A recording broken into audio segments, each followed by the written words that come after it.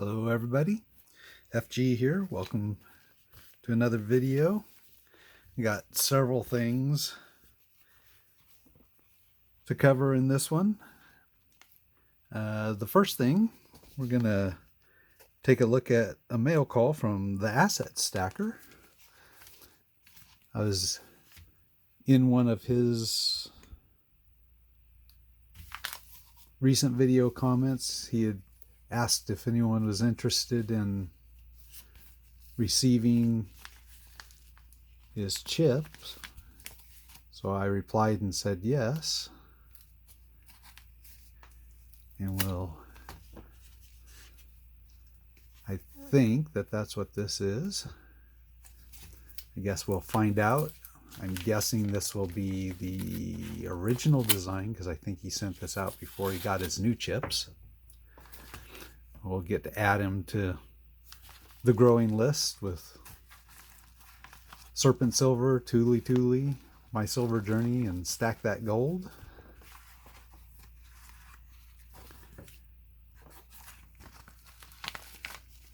And yes.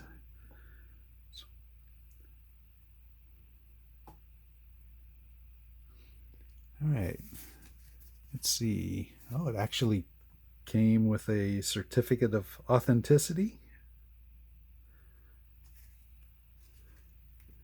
Ah, he actually sent one of the new ones also.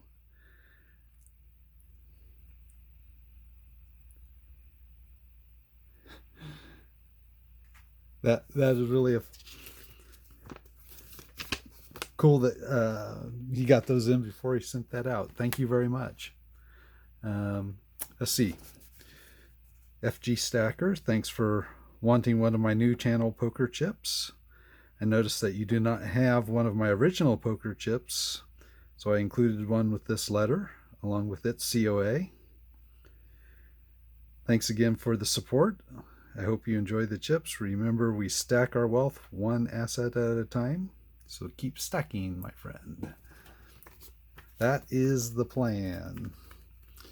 Although I have to say, I've had to take a short break from purchasing, but I figured that's as good as stacking because using that money for other things at the moment means I don't have to sell anything off. So it's keeping my stack intact. But the second thing I thought I'd show, we've been going through a bunch of boxes, and I came across one that was interesting, and I thought I'd kind of show it off a little bit here. It had a bunch of old stuff in it, and if you're old like me, you might remember and know what a Pinewood Derby car is.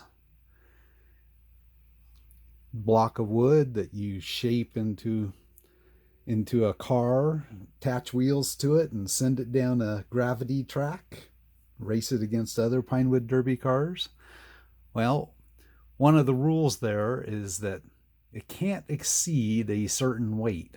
Well, if you've whittled your car down, since it's gravity feed, you obviously want to push the envelope on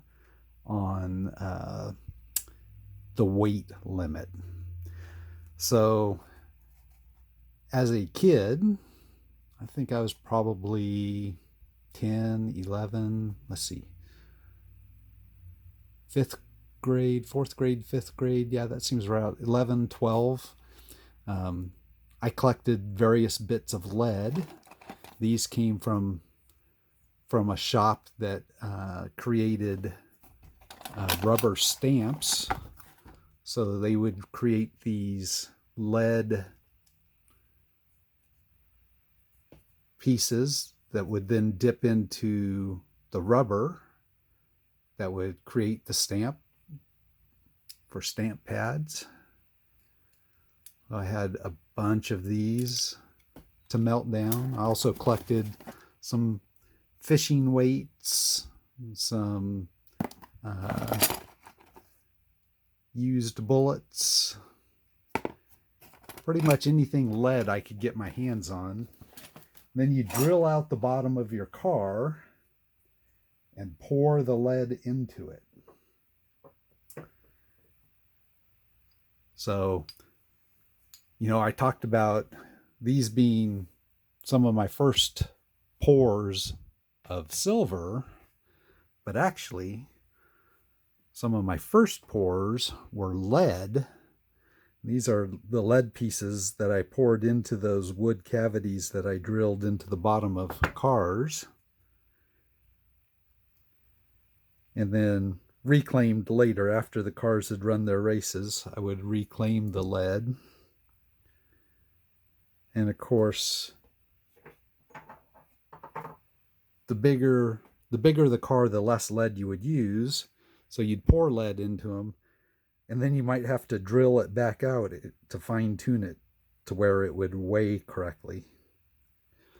So these were lead pieces that I melted and poured into Pinewood Derby cars. And of course, I'd always have lead left over. So when I was originally doing melting, the leftover lead I'd cast into these little ingots. I didn't have fancy graphite molds at that point. These were poured into what was a steel wagon hubcap. It was this shape. And you'd take that hubcap and pour the lead into it, and then dunk it into water to quench it. Of course, that brings me to safety. Lead melts at a really low temperature. I was actually able to melt it in a pot on top of a gas stove. I was 12. I wasn't supervised. Of course, I'm Gen X. Most of us weren't. But I